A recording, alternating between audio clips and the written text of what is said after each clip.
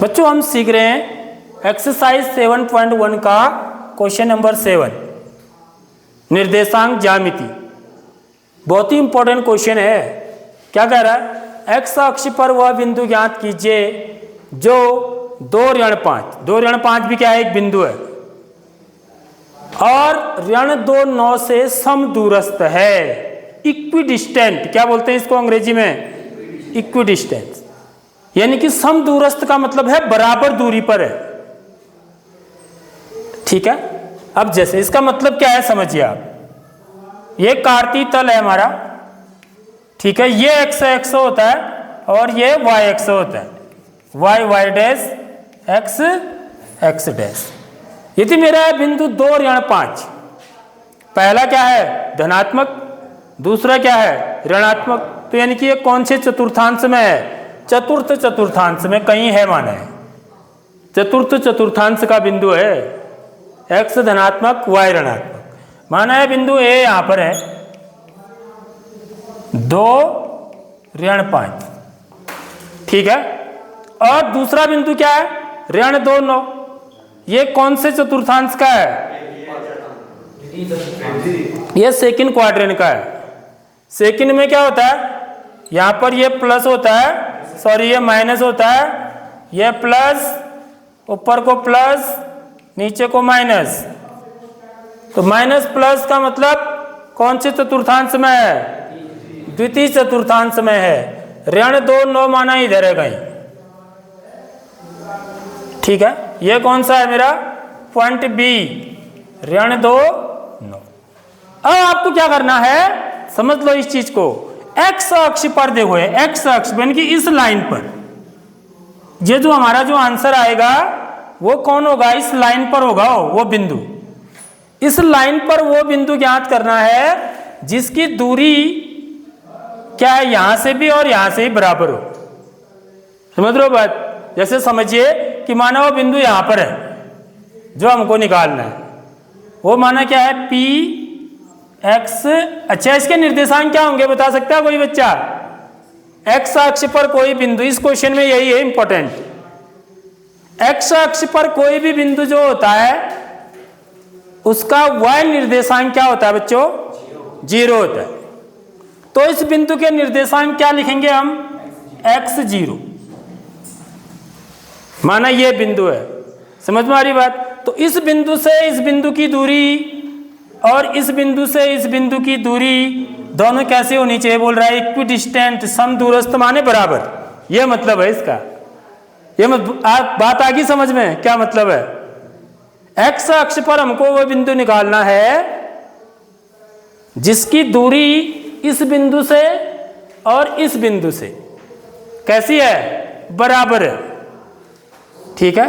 तो हम क्या कर लिखेंगे? हल। देखिए हल, जो चीज मैंने यहां चित्र में बनाया है सेम वही चीज लिखेंगे हम। माना एक्स अक्ष पर बिंदु पी एक्स 0, देख लो ये चीज ध्यान रखना है यहां पर। पी एक्स 0 बिंदुओं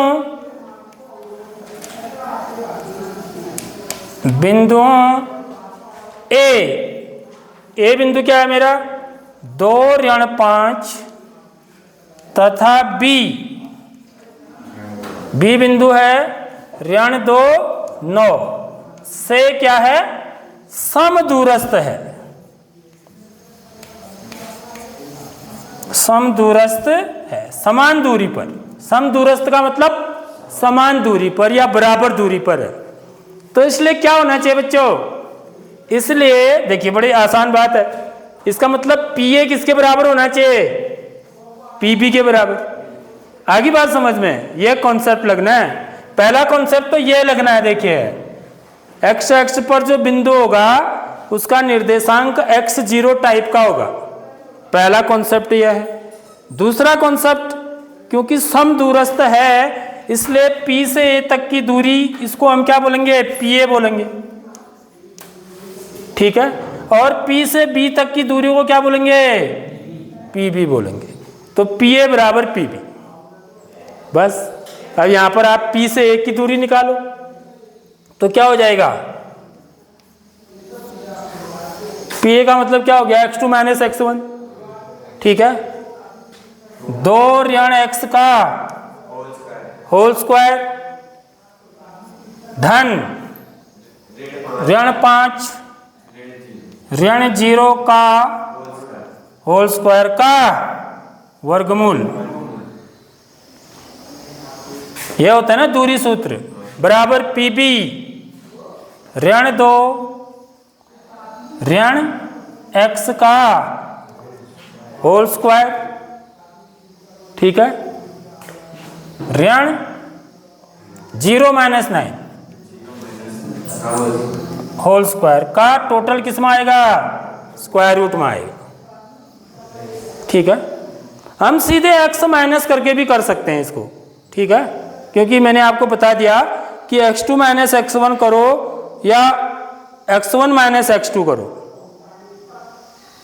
आंसर सेम ही आना है, क्योंकि उसका वर्ग होना है ना, तो वर्ग होने पर वो सेम ही आएगा। ऋण का होगा तो धन का ही हो जाना है। अब यहां पर देखिए, इसको हम क्या करते हैं? दोनों पक्षों का वर्ग कर सकते हैं तो वर्गमूल हट जाएगा। समझ में आ रही बात? दोनों पक्षों को वर्ग करने पर दोनों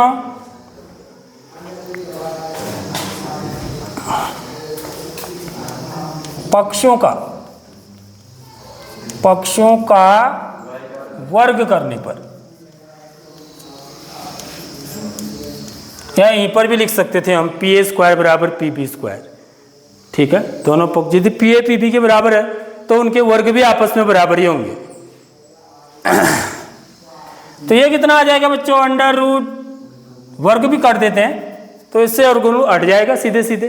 तो 2 ऋण x का होल वर्ग, तो क्या हो जाएगा? 2 का वर्ग 4 ऋण 2 दूनी 4x धन x वर्ग, a ऋण b का whole square, a square minus 2ab plus b square धन ऋण 5 का वर्ग हो जाएगा।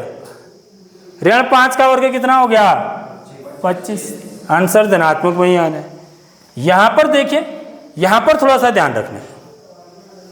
यहां पर हम क्योंकि दोनों ऋण के हैं तो ऐसा सूत्र हमने कोई पढ़ा नहीं है, ऋण a ऋण b का होल वर्ग पढ़ा है, या तो a धन b का पढ़ा है या a ऋण b का पढ़ा है। तो यहां पर क्या करेंगे? यहां पर देखो माइनस को कॉमन ले लेना है बाहर। समझ रहे हो बात? माइनस को बाहर कॉमन ले लेंगे तो माइनस का वर्ग क्या हो जाएगा? प्लस। वही तो मैं -1 कॉमन ले लूं तो ये क्या हो जाएगा? 2 धन x हो जाएगा ना, होगा नहीं होगा? इसका वर्ग। ठीक है, और ये ऋण, ये क्या हो जाएगा? ऋण 9 है, 0 माइनस 9 -9, 9 का वर्ग कितना हो गया? 81। ये बात समझ में आ गई? तो यहां पर माइनस साइन कॉमन लेना है पहले, क्योंकि दोनों में है माइनस साइन। तब ये कितना हो जाएगा? अब इसको हम सॉल्व करेंगे आगे, इधर कर देता हूं। ठीक है, तो ये हो गया आपका x वर्ग ऋण 4x, ठीक है, 25 धन 4 29 बराबर ऋण 1 का वर्ग क्या हो जाएगा?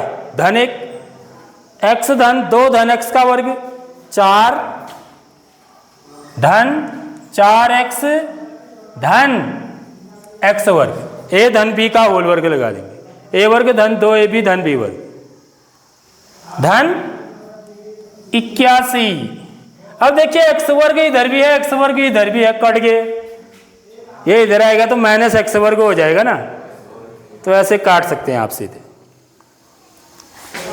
अब ये ऋण 4x ये नहीं कटेगा, हाँ गलती से इसको मत काट देना, इसको इधर ले आएंगे तो ऋण 4x ही होगा, तो बाकी सबको उधर ले जाओ।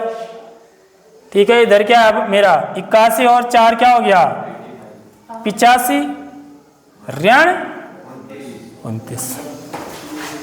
ठीक है, तो ऋण 8x हो जाएगा, ऋण 8x बराबर 15 में से 9 घटाएंगे 6, ठीक है, और 7 में से 2 कम करेंगे 5।